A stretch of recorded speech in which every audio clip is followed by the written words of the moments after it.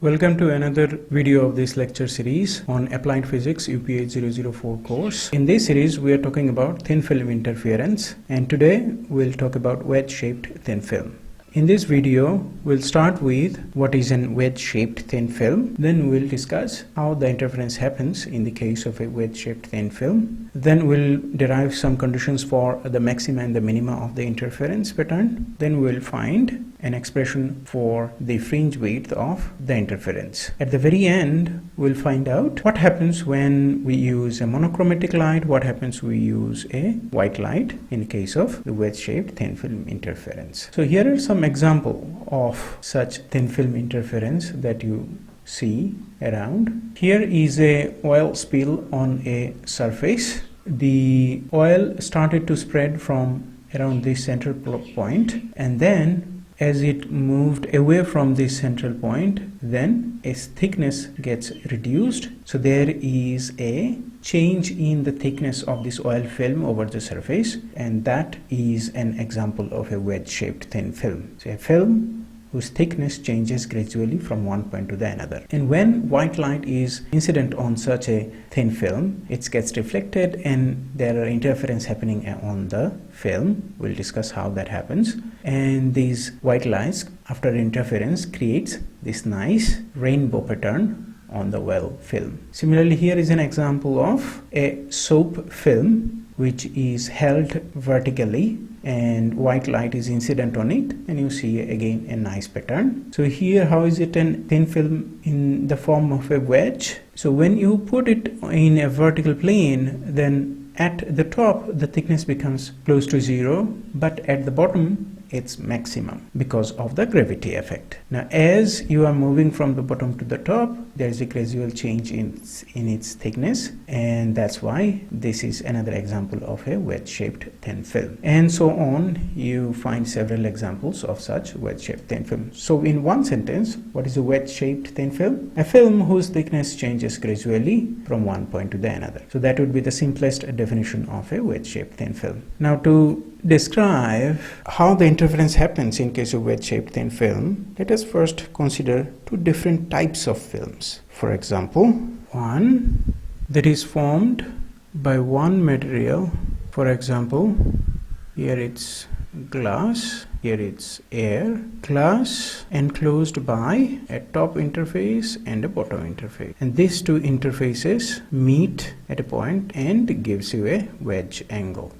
Another type would be that there are, let's say, two glass plates. So here is one glass plate and this is held over another glass plate. So this is glass, this is also glass, and here is air, and this is wedge angle alpha. Now in this case, the film is formed by this material glass, and in this case the film is formed by air. So here is a denser medium, here is another denser medium. So two denser medium encloses a rare medium, and in this case here is a rarer medium, here is a rarer medium enclosing a denser medium. So that's how they are different. Now when we take the first type of the film, then the interface is right here, and when we take the second type of the film, the interface is here. Now let's try to understand how the interference happens. So a light ray comes and falls onto this. So this is our light ray. Then one part of it gets reflected from this interface, the first interface. Then another part gets transmitted,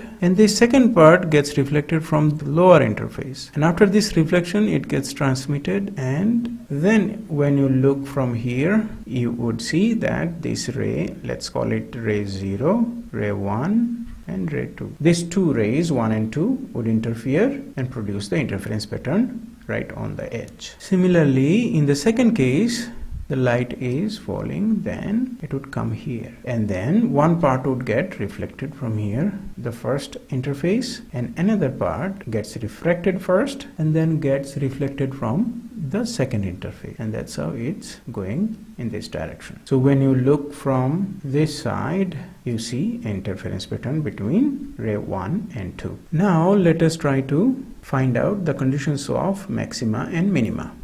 This is a little bit complicated, so to understand this, first we have to be very careful in drawing the required pictures. Let's say this is the wedge shaped thin film where the wedge angle is alpha, and that wedge is formed between the two interfaces OI and OI prime. And then a ray on the first interface, one part of it gets reflected, another part of it gets refracted, then this again gets reflected, then it gets transmitted.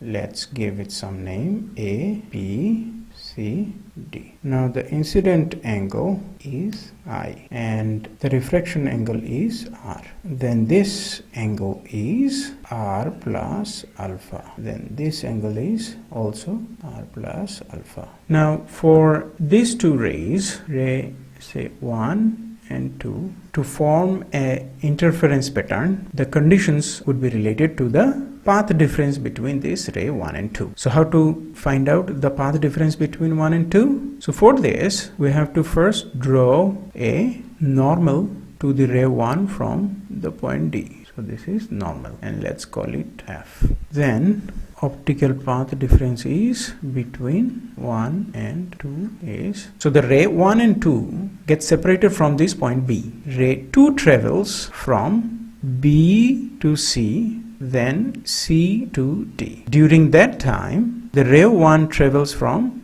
B to F. So the path difference is BC plus CD minus BF, but that must be multiplied by mu. Why? Because this is our medium with refractive index mu. So the thin film has a refractive index mu. So the optical path is mu into BC plus CD minus BF. Now we have to convert these distances BC, CD and BF into our known quantities. What are known quantities? First quantity known is the refractive index of the material, then the wedge angle alpha, then the thickness of the wedge shaped film, and let's call this distance B D. So this is the thickness of the wedge shaped film. So at this point, let us draw a perpendicular from point D to BC. So this is 90 degree. Now this angle would be R and then this angle would be I from the different properties of triangles. And let's give it a name. This point is, let's say, E. Now if we look at these two triangles BDF and triangle BED. So from this triangle, what we will have? Mu is equal to sine I by sine R. Snell's law. From triangle BFD, sine I would be BF divided by BD. BF divided by BD. And from triangle BED, BE divided by BD. From here you get BF by BE. So this would imply BF is equal to mu BE. So that's our first result. So we'll use this BF in here. Next we have to find out how much is BC plus CD. To do that, we have to be a little bit careful. So BC plus CD is equal to BE plus EC plus CD. Next, what we have to do is we have to extend this part of this figure from C such that these two lines meet. Let's call it point P. Also, if this angle is equal to R plus alpha. Similarly, this angle is R plus alpha. Now, BE, EC plus CP. So we wrote CD to CP. Why? Because from this triangle CDP, CP and CD are same because these two angles are same. Now next step, BE plus EC plus CP. So this part is equal to EP. This is equal to BE plus DP cos R plus alpha. So CD is equal to CP. This comes from triangle CDP. And this portion, that EP is equal to DP cos alpha, comes from EPD. Now let's go back here. We have mu into B plus DP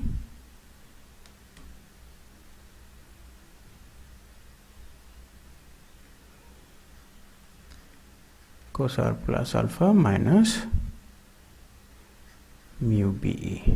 From these two, we'll have this one and this one gets cancelled out, mu dp cos r plus alpha, which is nothing but mu 2d cos r plus alpha. So this is the first result. Path difference between ray 1 and 2 is mu 2d cos r plus alpha. But this is not all. Next, we have to consider two more things. From Stokes relations, we have looked at this couple of videos ago. Here is our thin film. This is a medium with a refractive index mu, denser medium. This is air and this is air. Let's say this is the first interface, this is the second interface. Then ray, when falls on the first interface, one part of it gets reflected. Then the next, ray number 1, ray number 2. Now, from the incident ray, when ray 1 gets reflected, then there is a phase difference between ray 1 and 2, and that phase difference is pi. And when the ray 2 gets reflected from the interface 2, then here there is no phase difference. So zero phase difference. So at the point A, the reflection includes a phase difference of pi. At point B, there is no phase difference between the incident and the reflected ray. So phase difference is 0. Correspondingly, so now in total, so finally phase difference is pi between 1 and 2. So this phase difference is nothing but equal to a path difference of lambda by 2. So now what we are saying is that between the ray 1 and 2, there is a path difference of mu 2d cos r alpha and lambda by 2. So the total path difference to mu d cos r plus alpha plus lambda by 2. So this is the path difference between the two reflected rays. Now these two rays, as they interfere, they will produce either maxima or minima. So the condition for maxima would be that this path difference is equal to n lambda, where n is 1, 2, 3 and so forth. Rearranging this, you get a condition of the maxima as 2n minus 1 lambda by 2. Condition for interference minima would be the path difference to mu t cos r plus alpha plus lambda by 2 is equal to 2n plus 1 lambda by odd multiple of lambda by 2. This is the condition for the minima, where n is 0, 1, 2 and so forth. Then rearranging this, you get 2 mu d cos r plus alpha is equal to n lambda. So these are the two conditions that we have to remember for the wedge-shaped thin film interference. So next we will look at the fringe width. Now to understand the fringe width, we look at a wedge-shaped thin film like this. So let's say this is our wedge-shaped thin film, and the thickness at AB is 0 and thickness at the edge CD is the maximum. So this is the thickness at CD. The wedge angle is alpha. What would happen if a light falls onto this surface? Again, taking a simpler picture of this wedge-shaped thin film, here is the point B, which is here, then D is here, and E is from this term. Now when light falls on it, with a wavelength lambda, at this point, let's say the thickness is D1. At this point, let's say the thickness is D2. Then with this D1, so similarly, at every point over this surface, the thickness is different. So some of these thicknesses may follow the condition for the minima, or some of these distances may follow the condition for the maxima. Whether a maxima of the interference will be observed at particular D would depend upon only if the D is satisfying the condition for maxima or condition for minima. So let's say this D1 is here and this is our D. If this D1 follows a minima, then along this line there will be a minima, because along this line at every point the thickness is same as D1. And let's say this D2 satisfies the condition of maxima, then there will be a maxima along this direction. So at different point over the surface, parallel to AB, there will be patches of maxima and minima alternatively. So when we talk about fringe width, basically we mean how much is the distance between two consecutive either dark band or two consecutive bright band. Now to derive the expression for the fringe width, let's say nth dark fringe was formed at this position, the distance of xn from this origin. Let's say this edge corner is the origin, and at this point the n plus 1th dark fringe was formed at a distance xn plus 1. Now fringe width would be distance between consecutive two either dark fringes or the bright fringes, so xn minus 1 minus xn. So this distance is the fringe width. How much is this? So if now you look at this triangle, let's say A, B and C, and if this edge angle is alpha, then this angle is again alpha. From triangle ABC, tan alpha is equal to CB by AB. Now let's say this distance is dn, so this height of this, the thickness of this wedge at the point A is dn, and the thickness of the wedge at the point C is dn plus 1. Then CV is equal to dn plus 1 minus dn. AB is equal to xn plus 1 minus xn. So the fringe width, let's say it's beta, is equal to dn plus 1 minus dn divided by tan alpha. Now how much is dn plus 1 minus dn? That you can calculate from this condition for the maxima. So at these 2 points A and C, we said the minimas or the dark fringes are there. So at A, the condition is 2 mu dn cos r plus alpha is equal to n lambda. And at point C, the condition is 2 mu dn plus 1 cos r plus alpha is equal to n plus 1 lambda. Now taking the difference between these two, we would have dn plus 1 minus dn is equal to lambda by 2 mu cos r plus alpha. So finally from here fringe width beta is equal to lambda by 2 mu cos r plus alpha tan alpha. So now by this time, if we have forgotten what was r was the refraction angle, and that can be calculated from the incident angle.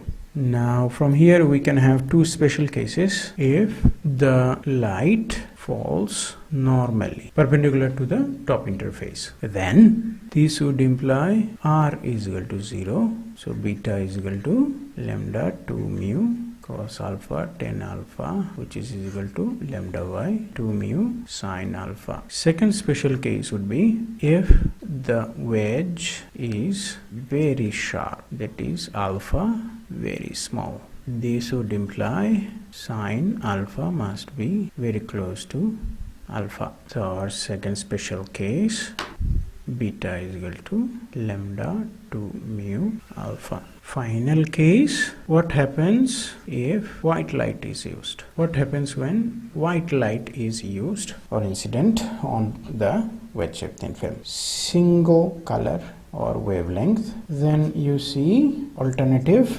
dark and bright fringes of the same color. So let's say if you used only blue light, then you will see dark fringe, then blue fringe, then dark fringe, then blue fringe, then dark, and so forth. Then next, if you have used white color, means next if you used white light or multiple wavelengths, so lambda range of values. So in that case, what would happen? So you have the wedge and lights of different colors are incident on the surface. What would happen? So you have, let's say you are looking at the bright fringes. The condition is 2 mu d cos r plus alpha is equal to 2n minus 1 lambda by 2. So here there are several variables that you have to think about. So for a given incident light, r is fixed. For a wedge, alpha is fixed. Mu, the refractive index of this thin film, is fixed. Then what are changing? This d and this wavelength. So at every d value, So here is a D value, here is another D value, here is another D value. Several, let's say A, B, C, D. These are the various different points, and at every point we have the thickness of the film is different. However, at every point different wavelengths are falling. So for a particular point A with given the thickness, it may happen that one wavelength, let's say red, forms a bright fringe. So at all the points along this direction of A over the thin film, so here all the points would be red. Similarly, at the point B, given the width, it may so happen that the blue color forms a bright fringe. So you will have blue color here. Then at the point C, you may have, given the thickness, the pink color forms a bright fringe. So that's what will happen if you use a white color for the interference. You will have alternative bright and dark, but those bright fringes would be of different colors throughout the surface of the thin film. And this is what is shown at the very beginning on this slide. So here at different point you have different colors because the thickness is different and so forth. So with this we end this part of this lecture.